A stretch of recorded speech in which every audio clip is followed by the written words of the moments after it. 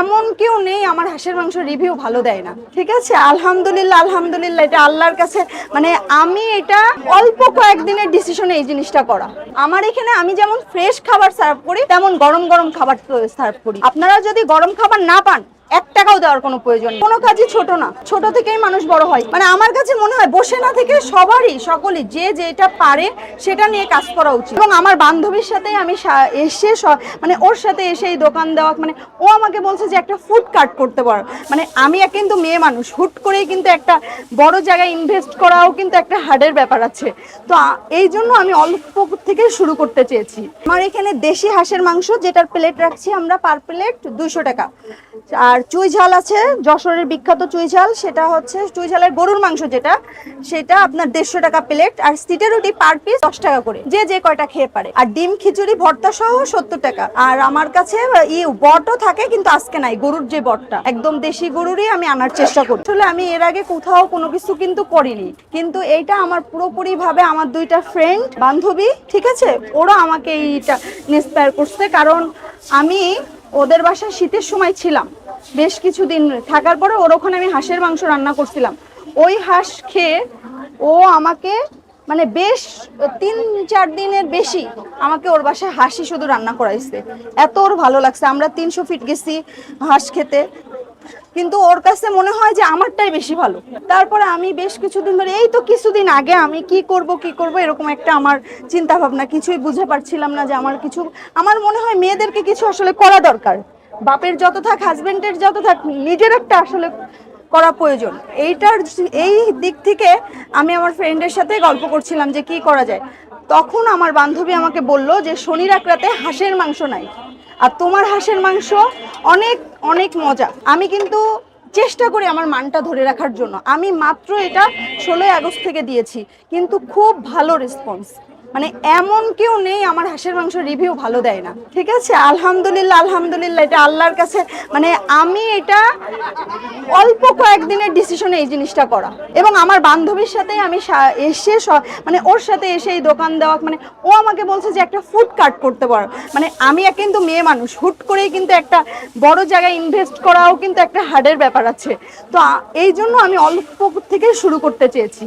এটা নিয়ে অনেকেরই অনেক বিমত আছে যে আমি এরকম একটা কাজ করতেছি, কিন্তু আমার কাছে কিন্তু খুব খারাপ লাগে না। আলহামদুলিল্লাহ আলহামদুলিল্লাহ, অনেক ভালো লাগে। সারাটা দিন অনেক ব্যস্ততার মধ্যে চলে যায়, আর যখন আমার খাবারের সবাই প্রশংসা করে সেই ক্ষেত্রে তো কোনো কথাই নেই। এত সারাদিনের কষ্ট আমার কাছে কষ্ট লাগে না, কারণ আমি কিন্তু প্রতিদিনের বাজার প্রতিদিন করি। এই যে এগুলো রাত্রে আমি এই হাঁস মাংস এগুলো কিনে নিয়ে যাব, সকালবেলা কিন্তু আমার যাবতীয় জিনিসপত্র কিনবো, এবং আমি 12টা থেকে রান্না শুরু করি। আমার আস্তে আস্তে একটু লেট হয়ে যায়, কারণ আমি সবকিছু একাই করি।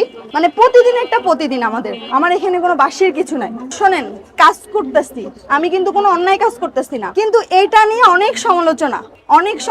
আমি এরকম করছি ওরকম করছি, এইটা কিন্তু কে কার মানে কয়জন এরকম পারে বলেন তো? আমার এইটা আছে বলেই তার আলহামদুলিল্লাহ। আমি বললাম না যে আমার হাঁসের কিন্তু রিভিউ খুব ভালো, এই পর্যন্ত কেউ কখনো বলেনি যে আমার হাঁসে এইটা সমস্যা ওইটা সমস্যা।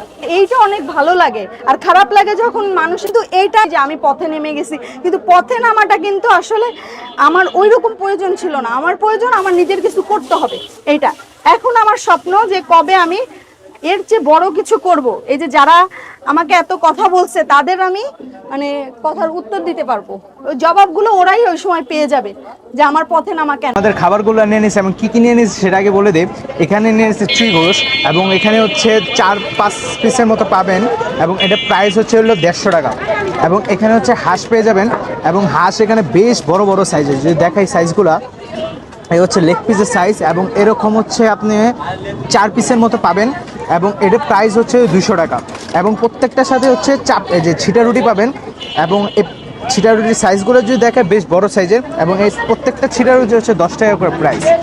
তো আমরা প্রথমে হচ্ছে হাঁসটা দিয়ে ট্রাই করব।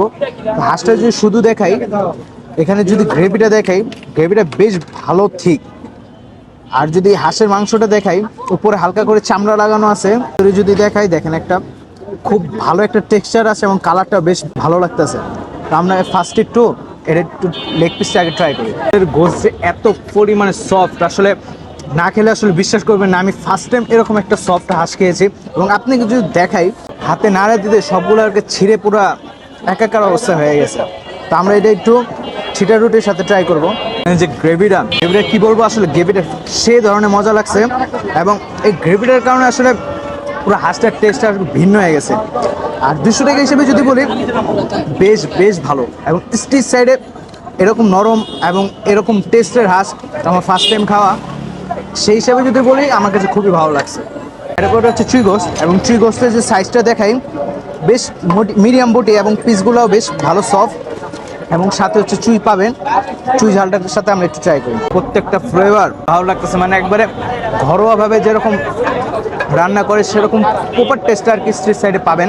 এবং এখানে খাবার যে দুটো ট্রাই করছে আমার কাছে খুবই ভালো লাগছে। বেশ করে হাঁসটা খুবই ভালো লাগছে। আপনারা যদি সোনিয়াটার আশেপাশে আসেন তাহলে অহনাস হেসেলে আইসা এটা ট্রাই করতে পারেন, আপনাদের কাছে ভালো লাগবে। বিশেষ করে আমি হাঁসটা রেকমেন্ডেশন করব। তো আজকে ভিডিওটা ছিল এই পর্যন্ত। ভিডিওটা ভালো লাইক কমেন্ট শেয়ার করেন, চ্যানেলে এখনো সাবস্ক্রাইব করেন, চ্যানেলকে সাবস্ক্রাইব করেন। আসসালামু আলাইকুম।